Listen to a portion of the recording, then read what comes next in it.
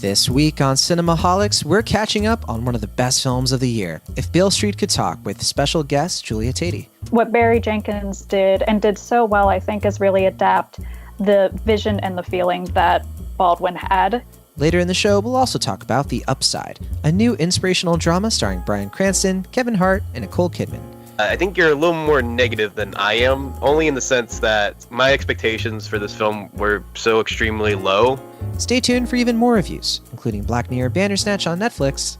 The story here, it's actually pretty meta. It's literally about its own format. And an early peek into True Detective Season 3 on HBO. Now we have Season 3, which is definitely trying to harken back to Season 1. All that and more is coming up on Cinemaholics. Welcome once again to Cinemaholics. He is a pop culture writer for Cinema Blend. He also reviews films for The Playlist, Cutprint Film, and so many more. It is Will Ashton. Hi there. And I am the author of the novel Killer Joy, a book about Pixar called The Pixar Theory, and I write about film for Adam Insider, Relevant Magazine, and The Young Folks. I am John Negroni, but enough about us. We have a special guest this week. She writes about film and TV and everything in between for The Playlist, Film School Rejects, Polygon, Girls on Tops, and many more. We're so happy to have her on Cinemaholics for the first time. Welcome to the show, Julia Tatey. Hi, guys. Thanks for having me. Hey, welcome. Yeah, so you got to be on our top 10 episode last week, so you kind of snuck on the Contributor Network real quick, but here it is. It's official. Glad to be here. I snuck my way in. Well, you can find more episodes of Cinemaholics on adamtickets.com. You can write into the show anytime by emailing us, cinemaholicspodcast@gmail.com, and you can support us directly by becoming one of our monthly patrons on patreon.com/cinemaholics. Real quick, we have a few off topics this week, and related to our Patreon, we want to welcome our newest patron, Paul. Paul, thank you so much for donating to Cinemaholics, and we're so happy to have fans like you. And Will, there's a big episode coming up next week, and I think you should let the listeners know why is this episode going to be so significant? It's going to be our 100th episode, our official entry into the triple digits for Cinemaholics, and I just wanted people to chime in and tell us what they think we should do for episode 100. John and I have been going back and forth trying to figure out what we should do. We've kind of pitched ideas back to each other, but I'd rather just hear from the listeners what they think is fitting. I was telling John, I kind of felt like last week's episode was like our 100th episode because of everyone who contributed. Yeah, so it's kind of weird to do like an actual 100th episode this upcoming week. But yeah, I want to hear from everybody and what they say, and we'll go from there. If anything else, or at the very least, just pitch questions that you'd like to have us answer on the air, or just things you'd like to know about us, and we'll go from there. So yeah, feel free to write in. I'm surprised to see what happens. And in other words, Will, it sounds like you're saying we pitched ideas back to each other and we didn't like each other's ideas at all. So we're just putting it on the listeners at this point. But fair enough. We should also mention, so Sundance is coming up. So the end of January is going to be, we're going to try to do something kind of cool for Sundance, hopefully. I'm going to be covering only like half of the festival. So I don't know what we're going to be able to do, but stay tuned for that. And coming up more soon from now, we have a last call coming up.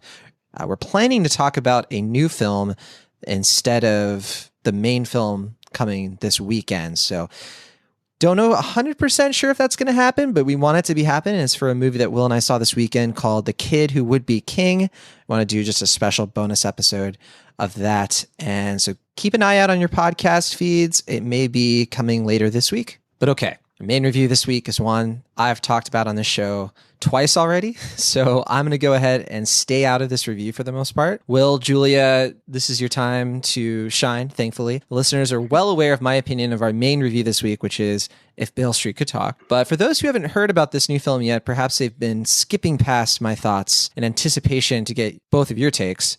So Will Ashton, who made this film and what is it about? Yeah, it's the new film from Barry Jenkins, who is probably best known for his sophomore film Moonlight, which won Best Picture for I think 2017 or 16. It was 2017, but it was a 2016 film. Right. And that was, I guess, the controversial La La Land, Moonlight debacle, where one film was said to be the winner when it was actually the other. So I feel kind of bad that the film kind of has that reputation with it, because it is really such a wonderful film. And I think Barry Jenkins has proven himself already. But I think with this film, it really just shows like when he's given the budget and the capabilities to tell a big, expansive story that he wants to tell, that he has the power and he knows what to do because he is so good at his job. Not to give away my opinion of the film too early, but yeah, so the film is based on the book of the same name by James Baldwin. It follows Tish and Fonnie, two African American people in New York who find themselves in love with each other and then at odds by a police system that is seemingly at odds against them. And the film and the book both explore their lives and how they kind of have to deal with the situation, especially with Tish being pregnant with Fonnie, well, their child. And it just, it's really such an intimate, personal story that it's not a very easy story to capture in full on film because it's very intimate and it's very reflective, and it's a story that relies very much on the thoughts and emotions of the characters. And I think it's really a tribute to Barry Jenkins as a filmmaker that he's able to capture those emotions so seemingly effortless in a way that's very, like, very natural feeling. It just feels so organic to the moment, but at the same time, you can see his creative influence, even just from the first shot, like the way that you have one character in yellow over blue and one in blue over yellow, and just the way he uses colors and natural lighting in the film. It's such a gorgeous little movie. And I think I'm going to have to ultimately echo many of the positive things that you have said so far, John. So awesome. Well, yeah. So then, Julia, Will read the book. What were your impressions and thoughts going in? I mean, had you read the book at all? Had you heard a lot about what the movie really was, or did you go in pretty fresh? I I think both of you, I had also read James Baldwin's novel before going into the film, and I thought that more than just kind of adapting the story to the screen, what Barry Jenkins did and did so well, I think, is really adapt the vision and the feeling that Baldwin had in his words and in his beautiful, beautiful prose. It was very lyrical, and you can get that right away from just so many of the visuals, like Will mentioned. And I think that that's also just a huge tribute to the work of James Laxton, who was the director of photography for Moonlight and is with Beale Street. Yeah, it was just beautifully lush and saturated, and was a very emotional experience as well. I think that just as a whole, the entire cast is at the top of its game here, truly. I don't think that I could have imagined other performers in these roles. I think that they really brought out the best in the characters that Baldwin had with such detail and with such care, brought to life through his words. Regina King is obviously at the top of the game here and deserves all of the credit that she has been receiving throughout this, especially this upcoming awards cycle. But I also think that someone who I was just completely transfixed by in watching the film was Brian Tyree Henry. Oh, yeah. He's not in the film for a very long time, but he leaves one of the biggest impressions. Mm-hmm. And I remember I was talking to someone about his moments on screen and just how you don't even need the visuals for what he's describing with his words and with his character's experience, his character being Daniel, but you can just sense everything on his face through his eyes. It's just really, really great work. I wish more people were talking about him in this, and as well in Widows. He's just had a really great year. So it was just a very, I felt that it was such a humbling experience to watch the film. It was very, very beautiful. So I have to kind of echo what both of you have been saying, what so many other folks have been saying about the film. It's just a very beautiful, humbling film to bear witness to. Yeah, I'm glad you mentioned the Golden Globes. So it was nominated for 3 awards and it won 1. So Regina King won Best Supporting Actress, but it didn't win Best Motion Picture for Drama or Best Screenplay. And Critics' Choice Awards, it got nominated for 5 awards. So Best Picture, Best Supporting Actress again, and Best Adapted Screenplay. So its Oscar chances, I mean, it's interesting that we're talking about this movie right now because it hit a very, very limited release, just a handful of theaters in late December. A lot of people saw it even earlier than that. And so we're talking about it in January, as this tends to happen in award season. So real quick, I want to hear from you, Will. I mean, what do you think this film's chances are for an Oscar nomination in any of these categories and maybe winning? I don't know. I mean, I do think there is a strong possibility that, like Phantom Thread last year, it might sneak in the 8th or 9th nomination. I know last year, I think people didn't really expect Phantom Thread to come in because it kind of came late in the game, the same way that Beale Street is coming in. But I think that might play to its advantage coming in at this point, and now that's getting a pretty wide release in January. I think people are getting a chance to see it, and especially since Barry Jenkins won already for his last film, I think it has a pretty strong possibility of being nominated. But I'm crossing my fingers at this point. I can't say it's definitive, but I'm really hoping. Yeah, I saw a tweet that really depressed me this morning, and it was along the lines of, it's looking like the Oscar frontrunners are films directed by the guy from Dumb and Dumber and the third X-Men movie, instead of the guy who directed La La Land, the guy who directed Moonlight, and so on. So it is kind of a fascinating award season, even more so than last year. But what about you, Julia? Are you optimistic, pessimistic, in between?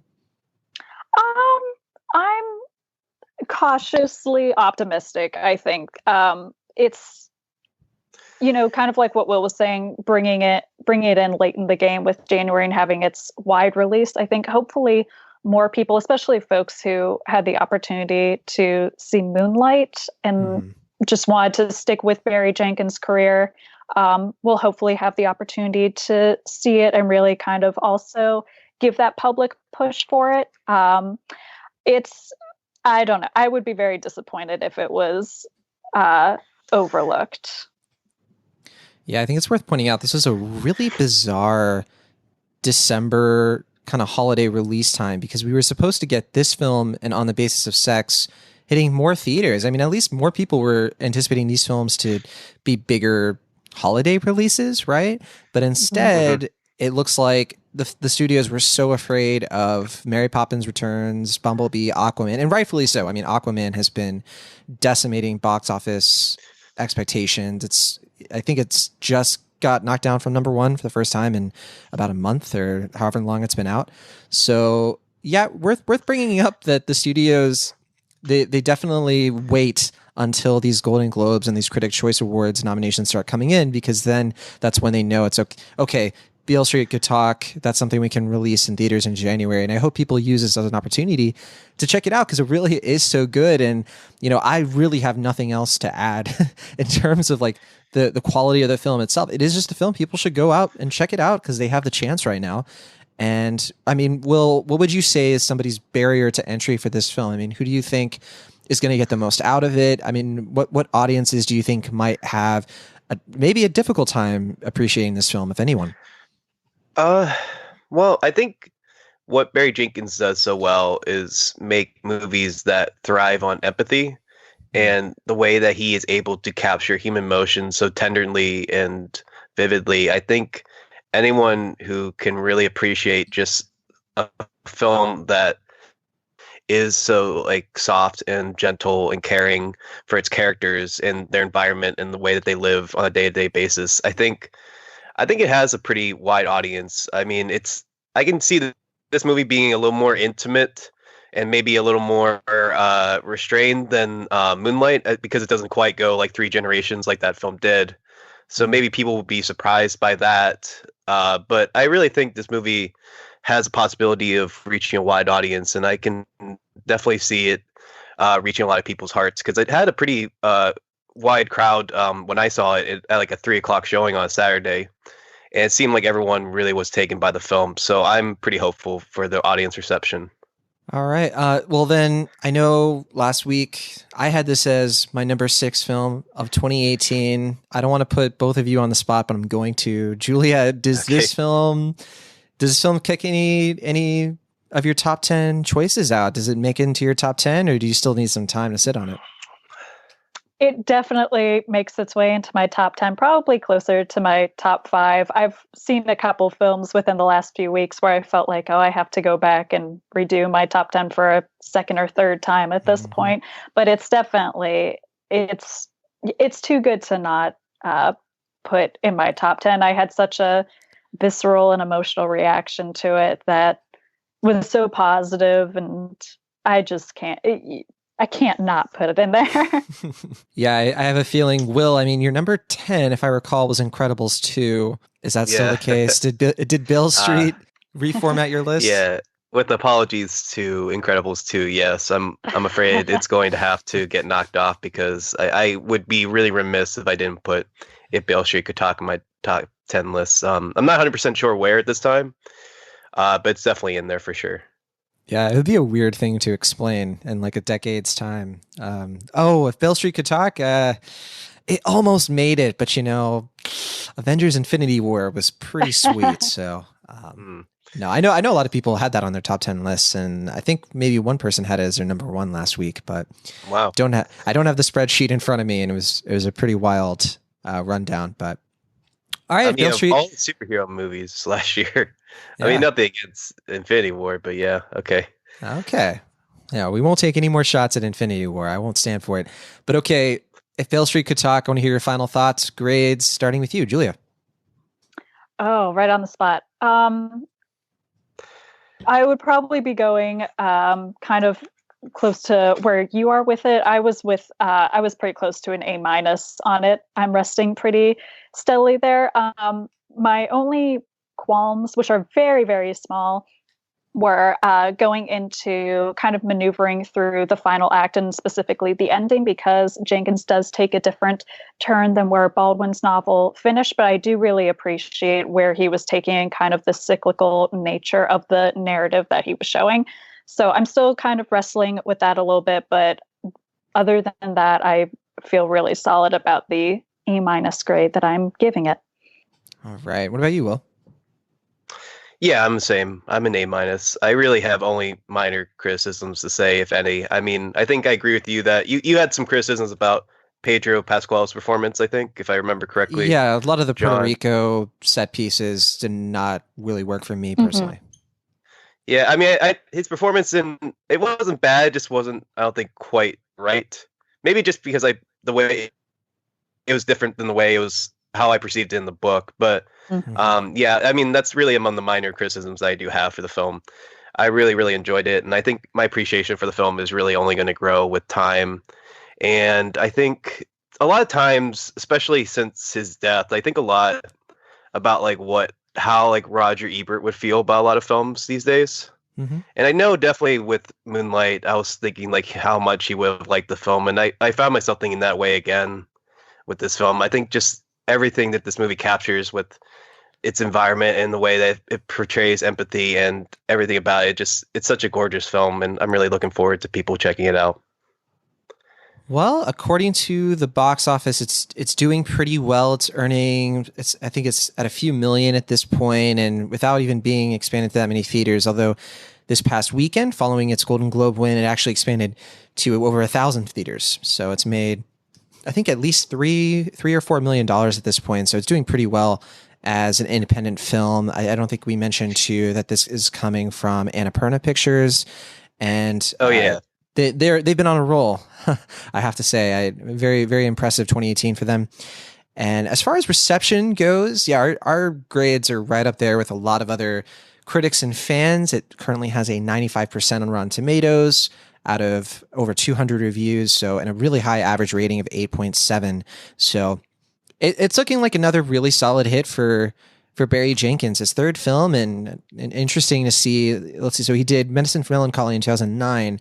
A lot of people will count Moonlight as his first really budgeted feature length film. So, this could be the start of a filmmaking career that is a little bit more consistent in terms of when the release dates are. So hopefully we don't have to wait a long time for his next film, because he's clearly shown that he's really striking a chord with audiences and critics alike. But all right, that is If Beale Street Could Talk. It's in theaters now, and all three of us recommend it. But let's move on to another film and our next big review. Before we get into that, though, Julia, I know you have a Netflix film from 2018 to recommend that Will and I, we've never even brought up on the show. As far as Will, correct me, we've never talked about this one? I don't think so, no. Yeah, I've heard about it, and I've heard that some people really like it, and I feel guilty because I did my top 10 Netflix films. Well, I did a top 10 for just Netflix films, and I feel like I might have missed something here. So Julia, please educate us. What is this film? Yeah, so this film is called Happy as Lazzaro, also known at its Italian title as Lazzaro Felice. It was a big winner at the Cannes Film Festival, won the Cannes Screenplay Award. It is written and directed by Alice Rohrwacher. And simply put, it tells the story of the village of Involata and a young man by the name of Lazzaro, who is so good and so kind, and yet is taken advantage of along with the community that he lives in.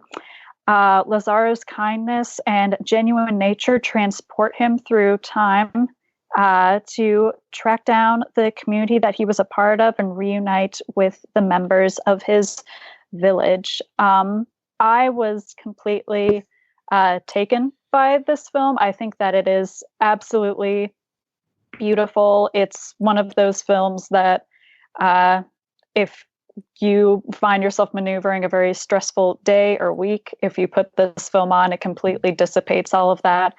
It is very beautiful in terms of what it captures. It has a very naturalistic and also Italian neo-realism feel about it. The cinematography is just absolutely beautiful. The director of photography for the film was Hélène Louvert, I believe is how you pronounce it, who also was the director of photography for the film Beach Rats, which came out, I believe, in 2018 and earned a Independent Film Spirit Award for Best Cinematography.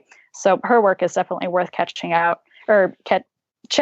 And I just was really taken by the film. It feels really timely, but also has a timeless quality about it. And it feels like you're watching an Italian fable just play out in front of you. It's really beautiful to look at, but it also just has a very, very beautiful heart, I think, at the center of it. And I would totally recommend it, especially if you're someone who is really kind of looking to build your foreign language film catalog. This is definitely a recently released film that would 100% be a great addition to that. Yeah, I know this one has won some awards in, I think, Cannes Film Festival. Alice Rohrwacher won for Best Screenplay. And then I've just seen this film hit so many top 10 lists more recently. Like, I think people are finally starting to spread the word a little bit, at least in my circles. Mm-hmm. So I appreciate you letting us know we missed one. We always miss something, Will. We always miss a really good film that's so accessible. We could have seen this so long ago and just now getting to it. So thank you, Julia. No problem. But okay, let's talk. So 2 films in a row that are pretty highly recommended. And did you say what your grade was for Happy as Lazzaro, or do you have one? Oh, my grade for it? It's one of those films, and this was kind of how I felt at the same time about my number one film of the year, which was Leave No Trace. It's one of those films that I keep going back to it and keep trying to actively find something wrong with it. And I can't. I think that it's just a really beautiful film. It's another film that completely messed up my top 10. So I'm going to have to go back again and rearrange a bunch of titles, but I would give it an A. I think that it's just really beautiful. It has a lot of subtle commentary, I think, about working class and also economics. And I think that has a really strong hold in the history of Italy as well, and something that people could probably look into if they wanted to do more of that research. It's a very light film in terms of how it approaches you, but it has some very heavy commentary that I think will jog people's minds at the same time. It sounds then like this has got to hit your top 10 as well, right? Yeah. Yeah, definitely. I feel like I'm being a little bit too generous with it, but at the same time, like I said, there's very, very little that I could tell you that I did not like about this film. So yeah, I'll send you an updated list maybe at some point. Yeah, maybe it needs to be a top 15. That's fine. Yeah, if it was a top 15, I would feel a lot more confident. But I feel bad. I feel bad knocking off these great titles all the time. Well, now that it's 2019, we get to brush aside all of the wonderful 2018 films we're catching up on and talk about one of the newest 2019 films. And Will, I don't think we've talked about a 2019 film yet on Cinemaholics. So this is because of last week. But the first one we're going to talk about of the year is The Upside, which you and I saw. Yeah.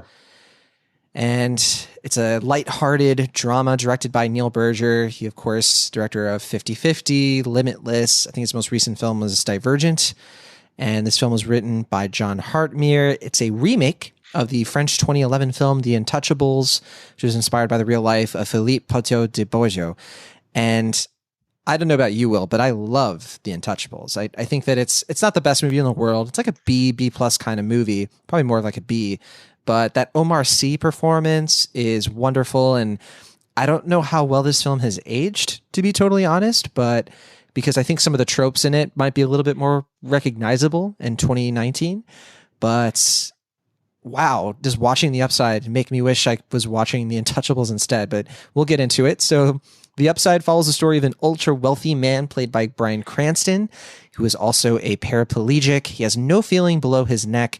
He's in need of a new caretaker, or they call it like a life auxiliary in this movie. And he enlists the help of a former convict, played by Kevin Hart, of course, who's recently made parole and he's in dire need of a job. Here's a brief clip from The Upside. Alexa, stop! Hey, What? I'll get the shower ready. I want that on. No, man. Look, I get you trying to block out the world, but can you at least do it to better music? Have you ever listened to opera? Yeah, opera's really big in prison. You could hardly get a seat on opera night. Why can't we listen to Aretha? You want to feed your soul? Then listen to its queen. Think about it. Yeah. You better think about what you're trying to do to me. Think. It's amazing, ain't it? I sound just like her. Yeah. When I close my eyes, which I needed to, it's uncanny. It's like identity theft. All right, that is from The Upside, which is now in theaters. It's the big movie of the week. I think it dethroned Aquaman. Will Ashton, what did you think of this one? Yeah, it's quite a statement. I did not realize this is going to be a hit. It was a huge hit in I France. It's a crowd-pleasing story for sure. No, well, yeah, I mean, The Untouchables was a really big hit in France. Yeah, it was it the highest grossing film? It won some award yeah, it broke some records. Right. Yeah, it was definitely a big hit over there. Yeah, I guess though I wasn't really quite as high on the film as you were, The Untouchables, I mean. I thought it was fine. Like you said, I really was taken by Omar Sy's performance, but other than that, I don't really remember much about it, and I don't really think I had that strong of an impression about the film. But it's fine. It's enjoyable. I can see why it was a lighthearted hit over there. But going into The Upside, I think you're a little more negative than I am, only in the sense that my expectations for this film were so extremely low that when I was watching it, I was just like, oh, okay. Like, yeah, there's a lot you can criticize about the film. I think it's not a good film. I think at best it's pretty mediocre. But as far as watching it, I found it charming enough, and I think the performances from our two leads are decent enough that I wasn't bored while I was watching it. I found it to be tolerable in a way that I wasn't anticipating. So yeah, I think it's just okay. But it seems like you're more negative than that. Absolutely. I just think this is such a dull movie, and I think it does come from me liking The Untouchables a little bit more. I just think that film is so much sharper and wittier, and there are clever jokes in that film. It definitely has a little bit more on its mind, whereas The Upside was just, I just really felt like I was watching a really ham-fisted trio of performances here. I mean, I don't know. Ham-fisted. I won't deny that. I think I was very. I shouldn't be shocked by this, but I was still so shocked that Kevin Hart does not have very good range. And he can do two types of performances. He can do the sort of, all right, I'm being serious right now. I only take care of myself. He can do that competently.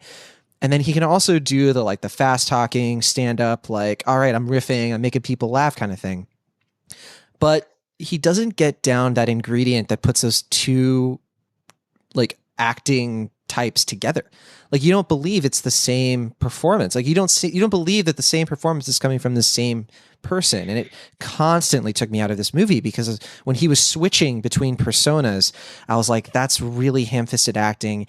And it really shows that his range isn't quite there yet. And I don't want to be too negative because I do think he could do it. Like, I think that he's someone who has obvious potential for being a more dramatic performer. Like Adam Sandler was really sort of testing and pushing himself with some of his early 2000s serious roles. I know you're a big fan of Punch Drunk Love, for example, which one of my favorite movies. Yes. Yeah. It's definitely, Kevin Hart has it in him. And I did not go into this film ready to despise Kevin Hart as an actor, even though I greatly am annoyed with him and how he dealt with some of his past comments, his homophobic comments being dug up, and how he got kicked out of the Oscars. I definitely am not a Kevin Hart apologist, but I'm also not, looking for him to never work again or anything like that. I just wish he would be a better person, like I guess most people in Hollywood. Sure. And maybe this film could have worked a little bit better if there was just something else working here, because I think Bryan Cranston is just pretty one note, and I think Nicole Kidman is absolutely just not just wasted in this movie, but demeaned to the point of absurdity. Like, I just think that the way she is written here, she's written as just the spoil sport, tropey, I'm here to ruin everybody's good time. And it's just, The Untouchables did such a better job with this character and making her feel like a real person. So seeing the upside just over Hollywoodize it just really offends me, I guess. Like, it just really bugs me that The Untouchables was good enough on its own. And I know that it's been remade a few times before. This is the first American remake, but it just makes me feel confident that forget the upside. It's too long. It's too boring for what it is. And it's so not worth your time when The Untouchables is a much better film. Yeah, I guess I don't know. I mean, really, I don't have a strong memory, like I said, of The Untouchables. So I can't talk about it too much. Like, I didn't even remember Nicole Kidman's character in that film, but she I wasn't agree with you it. about. What was that? I'm just messing with you because you made it sound like she was in The Untouchables. Oh, okay. I don't remember the actress name in that one, but yeah. Yeah, but yeah, no, I agree. Nicole Kidman is extremely wasted in this film. Like, she's given really next to nothing to do, and considering how great of a year she's had in other films, I think it's pretty apparent that. It kind of adds just how like dated this movie is. Like, it just feels like a film that would have came out like in 2005. Plus, on top of that, it was delayed, right? A year and a half because of the Harvey Weinstein. Right. It was supposed to be distributed, March of last year? Something like that. I forget. Yeah, but it definitely feels like a film from another time, and not necessarily a good way. But I guess. I can't really agree with you about Bryan Cranston's performance. I actually thought he was really good, though I definitely understand the criticism of him being an able-bodied man playing a quadriplegic character. I think that is valid criticism, but I thought his performance was really good. I actually thought it was pretty incredible what he was able to do in certain scenes, and I definitely don't agree with the idea of his performance being one note. As far as Kevin Hart, I don't know. I definitely don't think it's like an amazing performance. I don't think he blew me away as much as I would think he'd want this performance to be really accepted and liked, but I thought it was pretty good. I definitely see what you mean though. So I would like to see him do something else in the dramatic field that maybe pushes him a little bit more. Cause this feels like kind of like, it's still pretty comedic, but there's like dramatic touches. So it's a good transition for him as far as an actor is concerned, but I thought he did an okay job. I can't really criticize it too much as far as the performance is concerned. So it's certainly not a step backward for him. I just think we disagree on how big of a step forward it is, maybe, and I think that he has it in him. Yeah, to me, the biggest faults of the film really come down to just like you said, how Hollywoodized this film is, and just how cliched and formulaic it is. It just feels like your typical Hollywood version of a Hollywood remake of a foreign film, which really makes me concerned about if they're ever going to do the Tony Erdmann remake. I don't know what's happening with that, but I don't know if that's still in the works, but I hope it's better than this. But yeah, I really can't say I hated the experience of watching the film. But like I said, my expectations were pretty low, so maybe that was what made it a little more tolerable for me. It sounds to me like your memory of Untouchables might be really contingent on whether or not people like this one. Maybe Yeah. I could see it. Yeah, I could see a lot of people who have never seen Untouchables be like, "Oh, this is fine." And because for me, for example, I mean, the opening scene in The Upside is ripped off wholesale Oh yeah, from The definitely. Untouchables. Yeah, it's the exact same thing, but it's shot done worse. It's done worse. Like I remember like the way that scene ends in the opening credits, and it's so fun, and the song choice, and you really get the tone of the Untouchables from that opening like 5 minutes. And Upside, it feels like it's done here for no reason. It adds nothing to the film. It doesn't give you a really good idea of what their dynamic is like. It doesn't really set a lot up. It doesn't pay off at all. And to me, it's very emblematic of how just absolutely hollow, like I said, this whole thing comes off for me. And yeah, I guess people are liking it though because it is making money, and it is a crowd pleaser. And I think that is the takeaway, is that if you've never seen Untouchables, first of all, go see that instead. If you, in my opinion, I think you should. But otherwise, I would say avoid this one. I don't think it's worth your time. Yeah, I mean, The Untouchable is certainly the better of the two, but yeah, I don't know how big of a response it got in the United States. I really don't know how many people saw it. I was talking to my sister. I guess they were watching in their French class today. She's actually watching the movie right now. Oh, great. So I'll have to talk to her and see what she says about the film. But yeah, I don't really know how it was received in America. It got kind of a muted response, I remember, compared to France, certainly. Yeah, it didn't do really well over here, which is why they're remaking it for sure. But this new film, I mean, it's going to be a pretty modest hit. I think it's opening to about 20 million right now in the US, and it only cost about 37 million to make. So it's looking like it's going to pay off financially, depending on how the next couple of weeks go. Depends on if Glass is a big hit and kind of overshadows this one, but not. Yeah, I mean, it's kind of an interesting, it's kind of interesting how it all played out with how this film was delayed and the timing with Kevin Hart and all of this stuff. I'm kind of surprised to see it get this much attention in January, but yeah. What was your final grade? For me, this one is a C, pretty flat. I'll get it a C plus. All right, so all we really have to say, Julia, have we sold you on checking this one out, or? I will have to take some time to let these thoughts marinate, I think. Yeah, I think you did sell me on seeking out Untouchables, though. So I think it's pretty good. I know not everybody loves that movie, but I think it's pretty competent. Especially compared to this. It's more than fun, Will Ashton. It's pretty darn good. But okay, so the upside. I think I gave it a B minus at the time. I think. See, I would give it a B. So that's kind of where we usually tend to end up. So the upside has all these arguments. Our grades are like 1% off. So there you go. Well, the difference is in the details, Will Ashton. The devil, some would say. Exactly. Yeah. All right. Well, the upside has a 40% on Rotten Tomatoes. It's actually climbing a little bit. It was in the 30s just a couple days ago. So it's not quite taken the critical world by storm, but again, it's doing pretty well financially so far, and we'll keep following it over the next couple of weeks.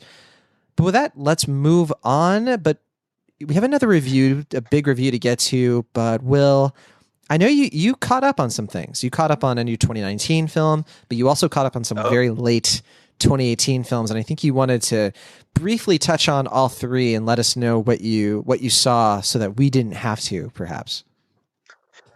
Sure. Yeah, I mean, I saw three, like you said. I saw The Mule, Holmes and Watson, and State Like Sleep. I believe those are the films you're referring to, correct? Yes, and you cannot get away with not mentioning that you saw The Mule and Holmes and Watson as a double feature. Please explain. Oh, yes, of course. Yes, I did. Yeah. I saw them back to back one night. One lonely night for me. I saw them all by myself. If you're wondering what my life is like. Yeah, so The Mule is the new Clint Eastwood movie. It might be his last. I don't really know, at least as an actor, as far as that's concerned. He said that before. like a decade Yeah, ago. that's what I mean. So that's why I put a question mark at the end of that. But yeah, he is 88 now, and I feel like it's probably the last one, but who knows at this point. But it's actually a pretty decent hit as far as the box office is concerned, as far as I can tell. It's had legs because it didn't start off super strong, but it's picked up. But yeah, it's a story of like an ex-florist who kind of finds himself a joke mule driving across the country. And it's sort of like an American Dream type fable. It's based on a real story. Really happened a couple years ago, and it definitely fits Clint Eastwood's mold. I think he does a pretty good job as far as the performance is concerned. But as a film, it's exceptionally mediocre. And I'm not really happy to say it because, like, even though I'm very critical of Clint Eastwood's past couple of films, I've been wanting him to come back with a film that I really enjoyed, and I felt like the trailer for The Mule suggested that might be his return to form. And I will say that it's at least a little more consistent in terms of quality compared to American Sniper, 1517 to Paris, and Sully, but it doesn't really capture anything that he hasn't said before, either with Gran Torino, Unforgiven, or his other films of late. And I don't think the way it's executed is particularly moving or intriguing. And so I gave it a C+. It's a fine rental, I guess, if you really like Clint Eastwood's movies, but I can't really see anyone being blown away by it. It just feels kind of like he's retreading old ground. But then Holmes and Watson. So this movie, it has definitely a reputation at this point for being, I guess, like the worst comedy of all time, at least based on the Twitter response to the film. And which I don't take a lot of stock in, to be totally honest. But you didn't hate it? Well, it's more like apparently like Netflix refused to buy it, and the test screenings were abhorrent, and I don't know.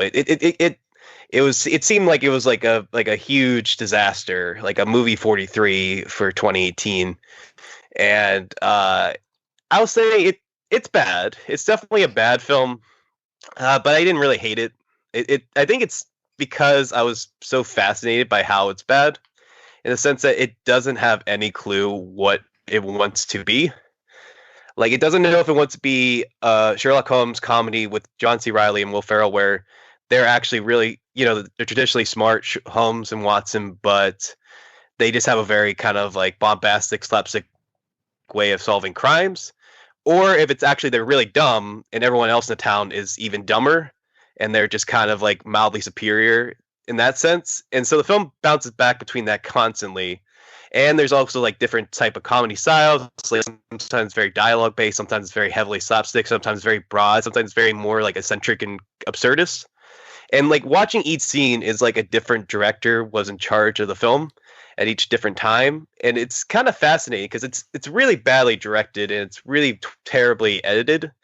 But I think the jokes in it could work if they were done better, or at least some of the jokes, because like there's a couple lines. So jokes could be better if they were done better, is what you're saying. Well, like okay, so there's like a line like here and there that like could be funny. Like John C. Reilly at one point says, like, I always find there's something sensual about an autopsy, which is a funny line if it's done well. But like the way it's executed here is just like they don't really let scenes breathe. They just kind of say jokes, but they don't really like execute them in the right way. And then like the occasional joke that they do let breathe is just like the worst jokes in the film. So it's very odd execution style.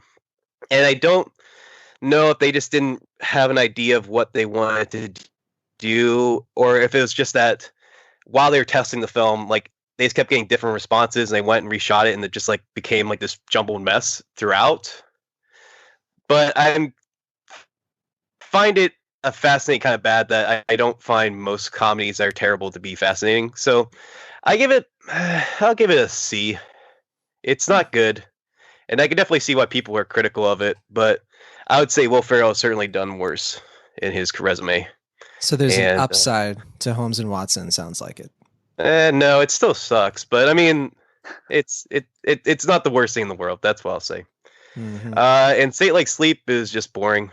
That's all I really have to say about it. State Like Sleep, the Michael Shannon one with Catherine Waterston. Yeah, right. It's just boring. There's really not much to it. Yeah, I heard to skip it. I mean, it's an indie film.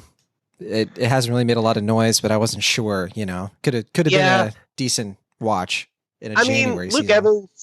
Luke Evans is in the film too, and he's good. Michael Shannon's good. Catherine Larson's decent, but it occasionally promises like this kind of like Eyes Wide Shut type thriller, but never really dives deep into that, and it really just kind of becomes like a boring middling mess of a film, and I really don't have anything more to say about it. So that's my mini reviews for the week, I guess. State Like Sleep, B+ from Lashin. Oh yeah, so that's I guess a C. C I'll give as it well. a C. A lot of C's this week, but yeah, a lot of C's. Yeah. Well, I don't know if that'll be the case. A lot to C though. Oh, there it is. Okay, sounds like there's too much to see because we did start the show with 2 really highly positive reviews, but okay. Right. Exactly. Yeah.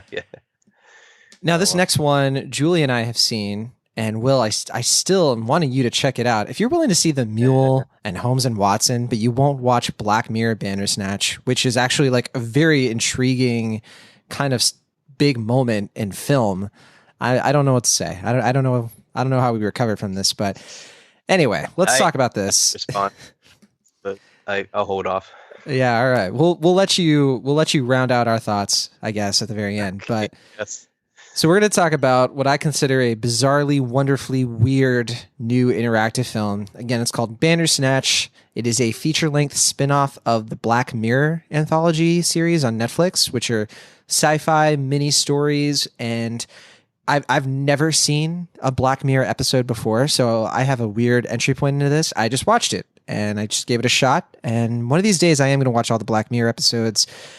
I don't know why I haven't. It's just one of those things, I guess, that I've just chosen or just haven't had opportunity to do. But like I said, this is an interactive film, which in this sense means it's very much a choose your own adventure story or like one of those books, but as a film. In fact, it's actually getting sued by the people who own that because they say choose your own adventure in the movie. And apparently that's trademarked. So some frivolous lawsuit is going on where Netflix basically was like, we're just going to say it anyway. We don't care. And the choose your own adventure people are like, well, you're going to have to pay us $25 million, which, all right. As you watch Bandersnatch unfold, you're given the power to make decisions for the main character. That's what makes it interactive. So as the story is going on, it'll continue, but then underneath the screen, you'll have a chance to select a choice that the main character actually does. And then so it goes along all these different paths, and the film changes as you go on. It has multiple endings and so on. Here is a clip from the film.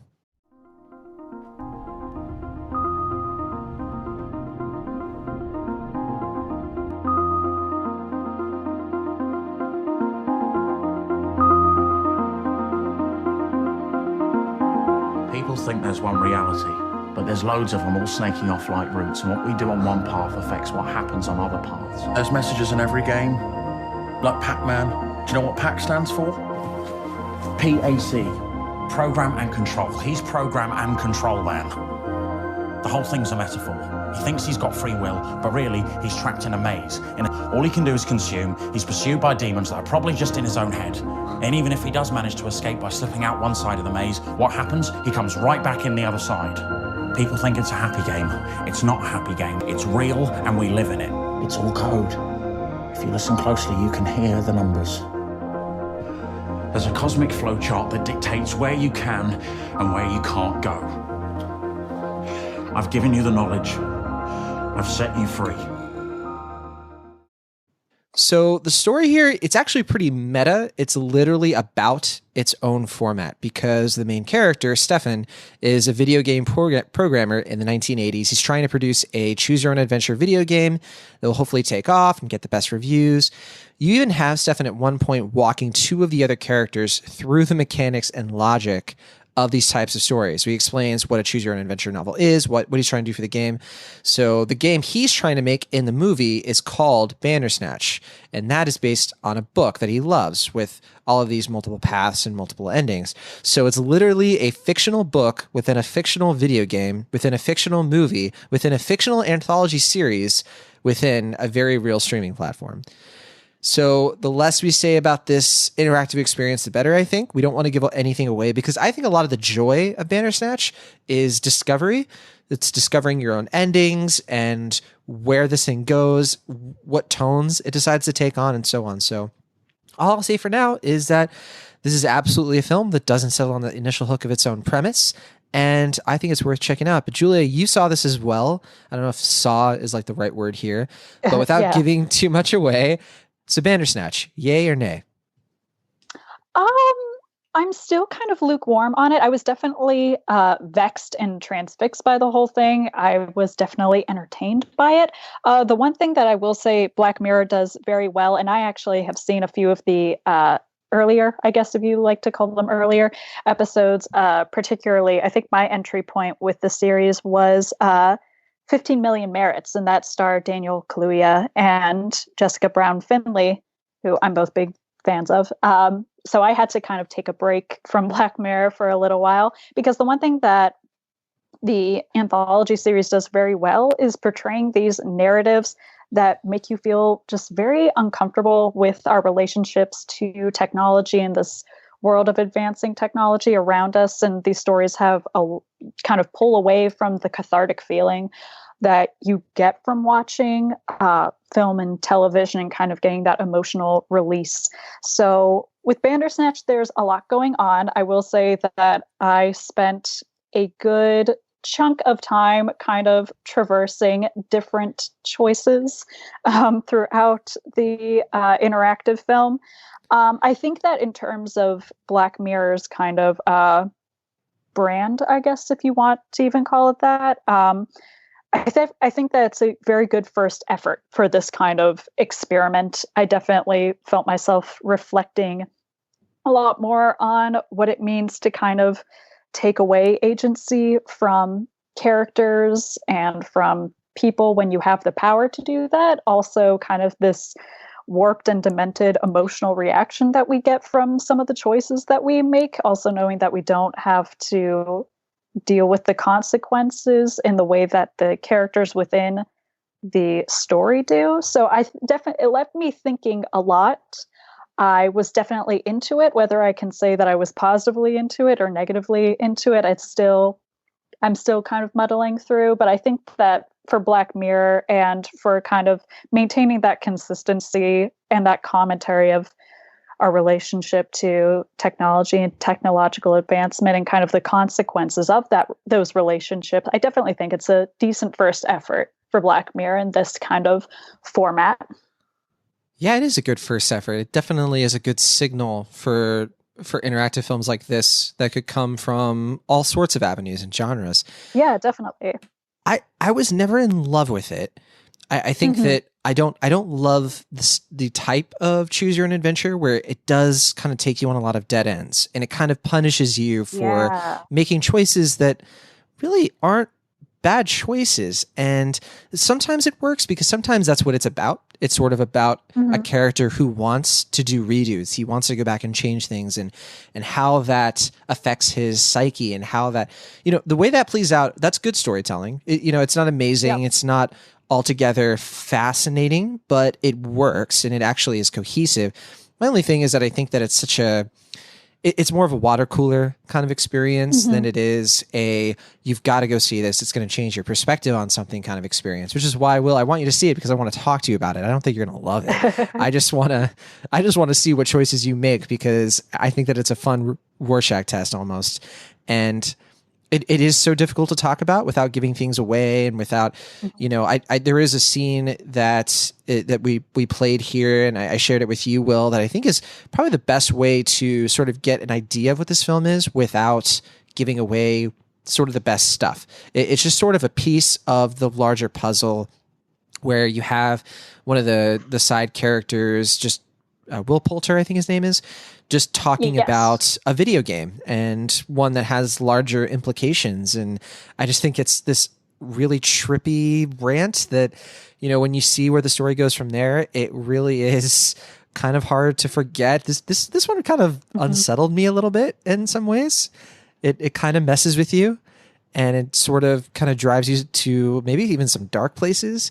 So I don't know if it has that same effect on everyone or if I'm just very susceptible to video game I agree with narratives. I don't know. Okay, so I'm not alone. That's good. But Yeah. my favorite thing about this, and then I'm good, I don't want to say anything else about the content, is I absolutely love the review sections. And I think that Cinemaholics should bring on Robin from the video game reviewing 1984 show that is in this. I think that he's great. He's fantastic. We'd love to have you on. And that's why I set this off, Julia, as yay or nay. I wanted to see how many 0 out of 5 stars, 2.5 out of. I think there is one ending that is 5 out of 5, but I have yet to see it. Yeah, and I don't want to give away too much. I definitely feel like the different different journeys I went on through Bandersnatch. Some of them I felt a little bit more solidified about, and how I felt like, oh, okay, I kind of won the game, so to speak, I guess, if we're going for the meta video game experience. But then, like you said, that there are some decisions that lead to certain endings that I just felt very, not so much unnerved, but not very, didn't sit well, I guess, in terms of the wholeness of the conclusion that I was given. But hey, that's kind of what Black Mirror does really well. Right. Yeah. I don't want anyone to go into this thinking it's going to be like Heavy Rain, for example, which is way more of you make a lot of important choices, but you still follow the same kind of story. Like the story doesn't really change in Heavy Rain. It's just the consequences and who lives and who dies in the very end is affected. Here, I mean, it'll go in a completely different universe, if you make one wrong move. And in some ways it's a plus, because then you get a totally different experience from someone else, and I've had some fun conversations with people who've done wildly different things than me, things that I thought were inconsequential that led to totally different situations. I was like, wow, it's pretty ambitious filmmaking. But okay, go ahead. Well, even now, too, I think that some of I don't know if it's the showrunners or just folks who are a part of the production are saying now that if you do make a certain decision 2 times in a row, that you get a completely different storyline there, too. So it's just it's a very strange, interactive, makes me want to go back and kind of find different Easter eggs, see the different outcomes of my decisions, but also don't want to fall down that rabbit hole at the same time all over again. I gave this one a B. I think that it's good. I think it's worth checking out, and it has some moments that are really memorable. And there's one in particular that I'll just say, Julia, it involves one of a certain streaming platform I enjoy. And that was one of the best moments of the whole thing, honestly, for me. But what was your grade? I'm kind of with you. I'm a little bit less amped about it, simply because I'm still sitting with a lot of the kind of the commentary sitting around it, and kind of feeling I guess comfortable with it, I guess. So I'm going to go with a B-. Definitely worth checking out. It's very much within the Black Mirror universe for sure. I'll take your word for it, but I know, Will Ashton, you're not known as somebody who loves video games. Your favorite video game, I believe, is still to this day Mario Party 3. So, 2, excuse me. Sorry, I didn't want to go that far. But Will Ashton, you've avoided this one. Is it because of the video game connection, or what's going on? No, I just have enough anxiety in my day that I don't need to make decisions for other characters in my life. Oh, yeah. Oh man, I can't worry about them now. I have my own problems. You should watch? Maybe there's some like playthroughs you can watch on YouTube or something where you don't make any of the decisions. That could be fun. I could just watch a movie. It is a movie. Okay, all right. Well, let's go on. We have another show to talk about, but I guess you could call Bandersnatch a show, and some people might call it just like an extended long episode. I consider it a movie though. But anyway, I did see a full-fledged series this past week. Have either of you heard about this new show on Netflix called You? I have. Penn Badgley? Oh, yes. Definitely heard about that. that's not a Netflix original, right? It's from. It is a Netflix original. It's directed by Greg Berlanti, of course, who's done a lot of CW shows. And when you watch it, you're like, oh, they were going to do this on the CW until they decided to put it on Netflix for some reason. That's it. Okay. Right. It's based on a book. Yeah. In fact, I think it was supposed to be on Lifetime originally. And that's what I thought. Yeah, I heard something about that. Yeah. But then they passed on it and Netflix picked it up. And I'm so glad they did, because I tweeted this, I think, yesterday. It's the worst show that I love, and I refuse to stop watching it.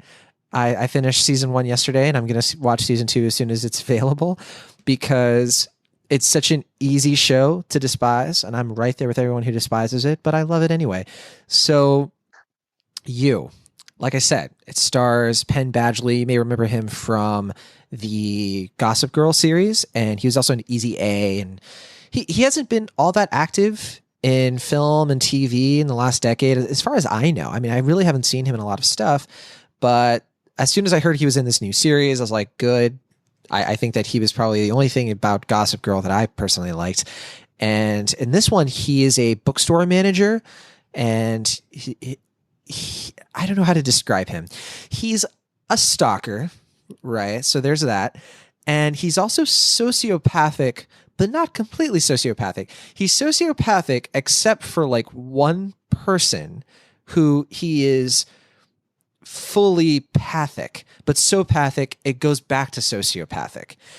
I think a lot of people might be able to find some relation between this show and Dexter, maybe even Breaking Bad in the way some of the tension works.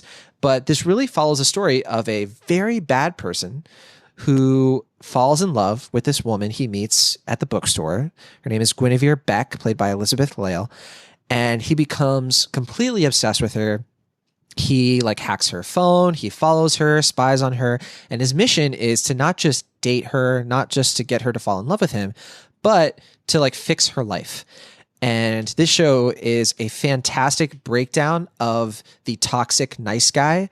And we've seen a lot of stuff in the last couple of years that really break down toxic masculinity in similar ways. But this one goes way more for the sort of like the nice guy who comes off as very charming, who, if he didn't do a lot of these obsessive, terrible things, she'd probably fall in love with him anyway.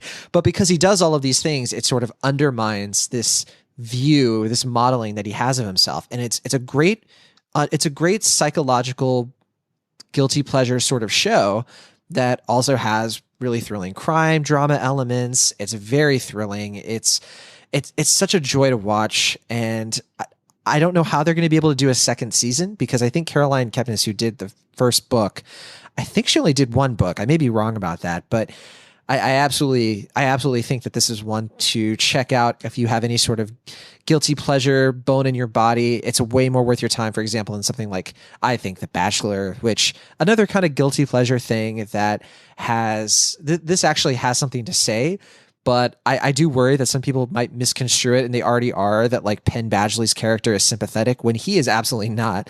But the show, if you follow it all the way through, you do get an understanding of what the implications of this type of person is, and it's pretty wonderful to watch. And John Stamos shows up in this show.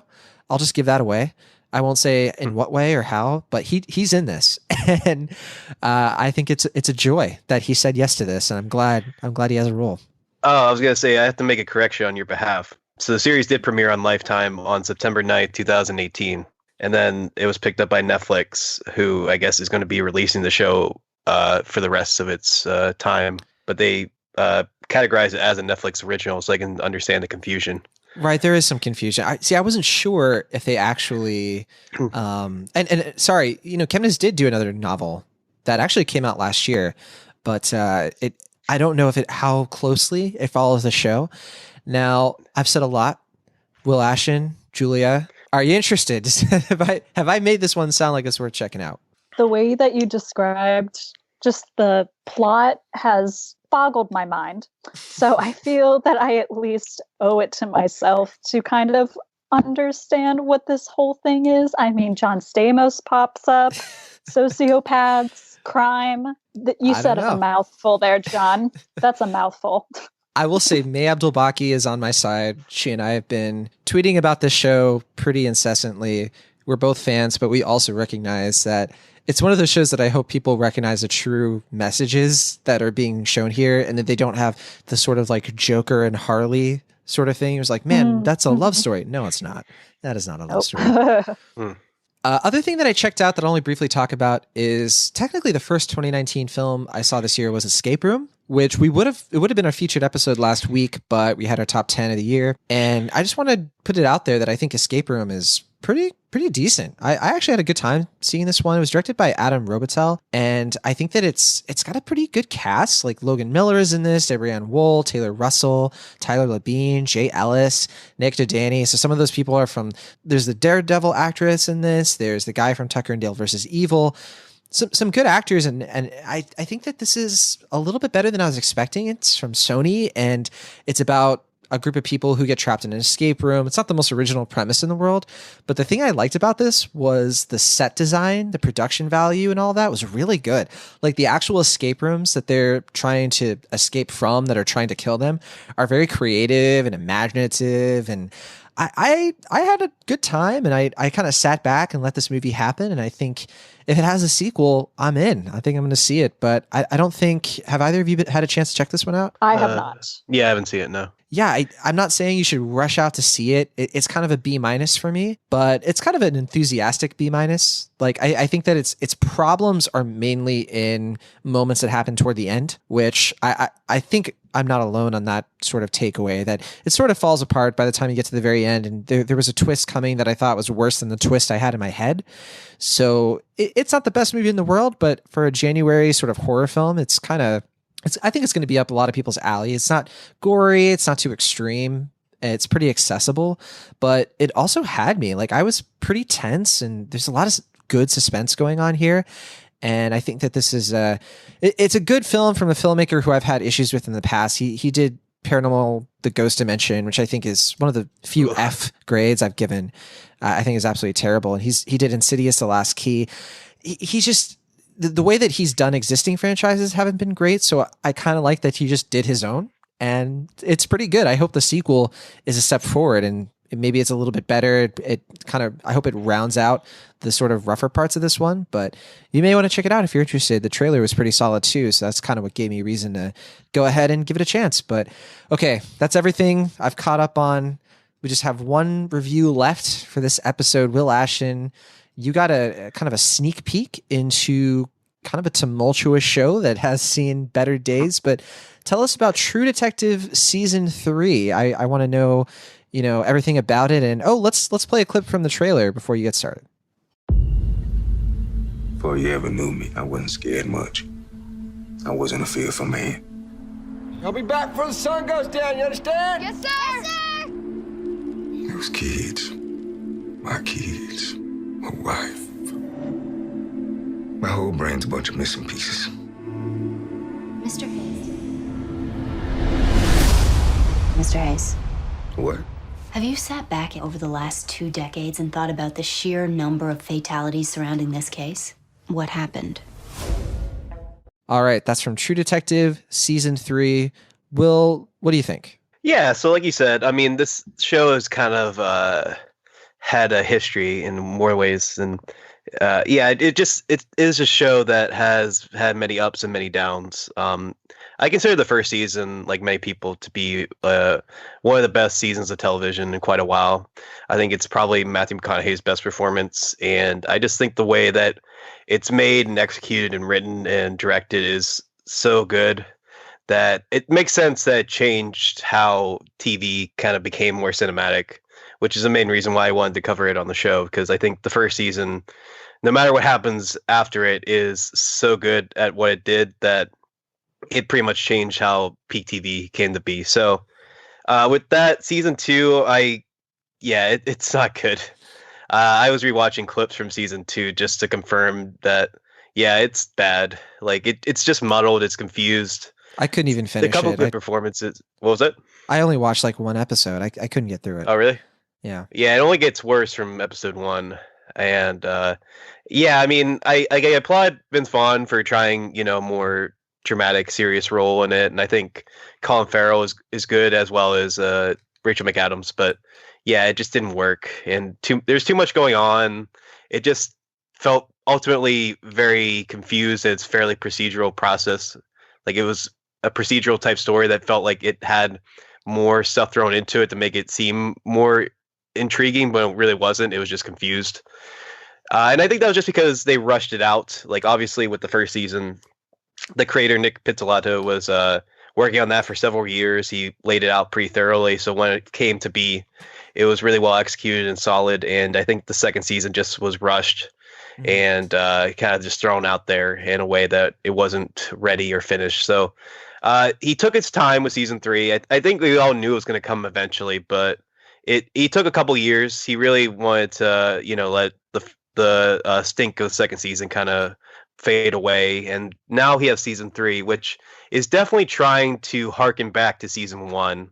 It's in the Midwest again. I think it's in Arkansas, and it's centered around Marshall Lee's character, whose name is Wayne Hayes, and his partner Stephen Dorff's Roland West, and they have this case where it's 2 kids decide to play in like the middle of the day, one seemingly innocent day, and then they go missing, and no one really knows what happens. And as we're starting to see the story, because it's about 3 different timelines that are shown, all from Marcella's time or point of view, you turn to realize that there's kind of more going on, that it really kind of broke the town ultimately, and how this small town perceived like what was going on or how things happened. Especially because there are a lot of loose ends that ultimately leave Wayne Hayes kind of troubled by this case. But it's solid. I think overall it's pretty good, but I would say on the whole it doesn't quite reach the same heights as season 1, which is fine. I just wanted it to be pretty good ultimately.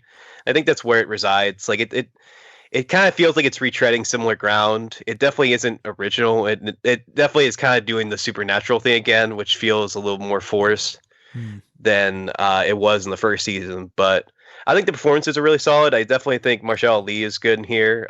Stephen Dorff is solid. Scoot McNairy is in it, and he's fantastic. As is, what's her name? I'm trying to remember. I'll pull it up just real quick. Carmen Egidio, is that how you pronounce her name? Do you know how you pronounce her name, John? What was the last thing? Egidio? It's Carmen like Egidio? Oh, Joko. Sorry, it's my bad. Oh, okay, yeah. I forget where she's from. I definitely recognize her from something. She was in It Comes at Night. Yeah. Yeah. Okay. I think the last thing she was in was probably Alien Covenant, right? Yeah. Okay. Yeah. But she's very good. She's no, she's in Crimes of Grindelwald, isn't she? Isn't she the Ministress of Magic or something? Serafina Picari? Is that her name? The character's name? Serafina something? Yeah, from the Serafina. Fantastic Beasts series. Mm-hmm. I remember more about that movie than I thought. But anyway. But anyway, yeah, she writes. She gets kind of interconnected with us as well, not only because through this case she forms a relationship with Marshall Lee's character, but she also writes this kind of In Cold Blood-esque book about it that becomes kind of this classic about the non-fiction crime genre, which the show is kind of commenting on that as well, about like how true crime, at least as far as how it's perceived in the show, is kind of a weird trend that kind of perceives and is kind of a darkly fascinating thing for people. But overall, I think it's solid. I'm definitely interested to check out the other episodes, especially because they also play with the idea that Marshall Lee might not be of sound mind, that he might have some kind of mental disorder, which, considering that the show is from his perspective, means that maybe we're not getting all the right details and maybe we're getting some wrong things. So overall, it's solid. I think. Hold on, Will Ashton. Are you trying to tell me that a true crime might have an unreliable narrator? Tell me more about this original groundbreaking idea. Yeah, I guess ultimately, like especially watching the last season of True Detective or BoJack Horseman, where they're kind of like really poking at True Detective's ribs. Yeah, it's like doing a Western after Blazing Saddles, right? Like, what's left? Right, and that's the thing, is that like I think I that's why I never really expected this season to be great, because I think everything it's done has already been kind of like copied, and even maybe in some cases done just as well. I haven't seen like Mindhunter, for instance, but I heard that's really good. It You're kinda has a literally similar- in that show, Will. How have you still it? not Yeah. seen Mindhunter? Yeah, I am in the show. Yes. For those of you who don't know, Will is an extra in Mindhunter. We had a whole episode on Cinemaholics where we found him and like found his like silhouette. It was pretty fun. Yeah, I'm in the show. Yes. And I can say that I've worked with David Fincher, if very indirectly. So and Linklater. Oh yeah. But that's a different thing. But yeah. Anyway, Obviously. Jeremy Salander is the guy who directed the first 2 episodes, which is why I watched. I don't know if I ever said that, but yeah, I watched the first 2 episodes. He does a pretty good job. I just don't know if he can really have as good a direction as Cary Fukunaga. Like even his miniseries that we covered, Maniac, was good, but it wasn't like True Detective season 1 good. And I don't know if they're ever really gonna have that same height. Though I think with Cary Fukunaga, he might be able to make something that is as good as True Detective season 1. As for Nick Pizzolatto, are you talking about Jeremy Saulnier? Is that how you pronounce his name? I think Green Room. So yeah, Green Room, Blue Ruin. Yeah. I thought you said Jeremy Salinger. I pronouncing last names. So. I just want to make sure because I know a lot of people will recognize his work, but yeah, I thought for a second you said Jeremy Salinger. Sorry, no, I probably I was thinking. I'm probably mispronouncing it honestly, so I don't want to. But I apologize to the man. He does good work and he does a pretty good job. He also did Hold the Dark last year, which I enjoyed. So yeah, I'm gonna stick with it. I think it's pretty good. I think it's a solid start.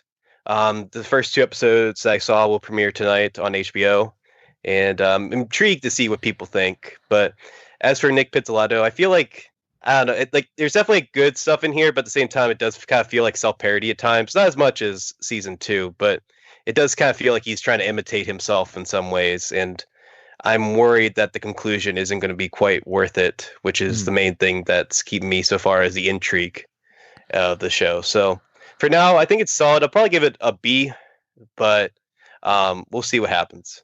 Yeah, I don't have any interest. I'm so sick of this genre, if I haven't made that clearer. Like, I'm just not interested in serial making a murderer, crime shows in general. I'm kind of done at the moment. And I like what Mindhunter was doing because it was a little bit more, it was just a different format about these topics, because it's not the idea of crime that I think is, boring me. I just think everything about like all of these tropey detective stories, just they need a little bit of juice or something. And it doesn't sound like this has that. So I'm kind of thinking I might not check it out immediately. It's definitely tropey as far as what I've seen so far. I think it's just the execution is good enough that you kind of just go with it. But like I said, I mean, if season 1 is like must-see TV, this is just, I think, if you were burnt by season 2 and you just want to see a good season of True Detective after the first one, I think I'd recommend this 3rd season. But I wouldn't say it's must-see TV like season 1 by any means. Julia, were you into the first season of True Detective? Is this on your radar at all? It's been on my radar for a while. I've been meaning to revisit the first season. I checked out for the 2nd season, but I mean, my interest is there for season 3. I'd be willing to give the first 2 episodes a shot for sure. But yeah, I've been kind of in that place. And like you were saying, actually, John, I'm a very big fan of the Mindhunter series. And I think that why that series works for me is because it's not so much about the crime so much as it is the psychology behind it and working within the minds of these criminals and the justification for what they do.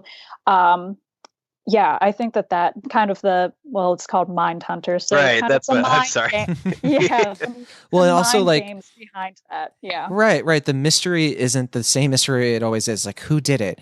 In that show, the mystery is why did they do it? And that to me is more interesting. Yeah. And all of these, like, all right, we have to figure out who did it. And maybe along the way, we'll learn that something about ourselves. And it's like, all right, sure. But anyway, that's True Detective season 3. Sounds like it's worth checking out if you're a fan of the True Detective season 1. And like you said, Will, it might be up a lot of people listening. It might be up your alley. So I was going to say also, if you're a big fan of Marshall Ali, he's doing some really good work here. So I would check it out for him as well. All right, that'll do it for all the reviews we have this week. Next week, we're going to be talking about Glass. And again, it's going to be our 100th episode, so please write in all of your suggestions, whatever you want us to do within reason, I guess. I mean, it's not just going to become a totally different podcast for one episode, I guess, depending on what you ask. But we'll see what happens. I have a feeling people are going to ask us to drink or something and have like a drunk episode. We've been asked to do that before. And really? Okay.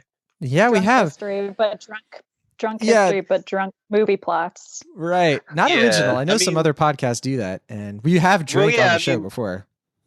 We did like a parody of that on A Ogre Toast Ogre. But I don't know if we'll do it here or not. We'll see. I guess we'll leave that invitation open. I mean, the movie's called Glass, so I guess we could get away with it. Have a glass of something while I don't know. We'll talk about it. If you have any interest in something like that or anything else, let us know. But otherwise, don't forget to leave us a review for the show if you want to support us on Apple Podcasts, iTunes, Stitcher. You can email us, cinemaholicspodcast@gmail.com, our Facebook, our Twitter. It's all in the show notes. Go to the show notes to find everything from ways to support this podcast to ways to just find other platforms that we're on if you want to do that sort of thing. Julia, thank you again for coming on Cinemaholics. We had a blast talking about most of these movies with you, especially the really good ones. Thank you guys so much. Thank you guys so much for having me. This was awesome. Thank you. All right. Well, from the Internet California, I am John Negroni. From the Internet Pennsylvania, I'm Wash. From the Internet Pennsylvania as well, I'm Julia Tatey. We'll see you next time.